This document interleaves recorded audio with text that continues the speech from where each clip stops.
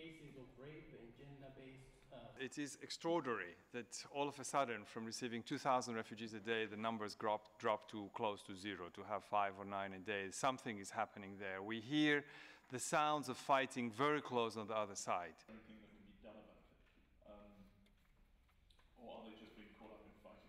We are talking to everybody on the ground, and what we are adding our voice to say there's something going on there, and if people are not crossing, then we want to make sure that the principle of respect of asylum is respected. Director General is taking part, as many international. The movement of refugees across the border is obviously a direct impact of the increased level of insecurity inside Syria, and in particular in areas of conflict, where we're increasingly seeing civilians, entire villages actually, leaving, departing, telling us that they found themselves with no other option than to head towards the border. Most of the refugees who've crossed, they have already been displaced at least once, twice, or 3 times.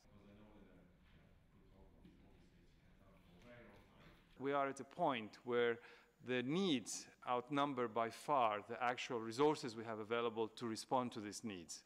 So with the increased numbers, at this point we are at a point with the humanitarian organizations where we're basically almost on a daily basis we have to do this prioritization or decision as to where to allocate the resources. And I have to tell you, it's really a heartbreaking process. A new framework from the United Development Goals that suddenly... Because the longer the crisis goes without a political solution, the bigger the consequences are in terms of humanitarian impact. The fact that we're talking today about 38%, almost 40% of the Syrian population being affected, and if you follow this number over the last 24 months, even just the 12 more months, last months, or even just this January, this is rapidly deteriorating.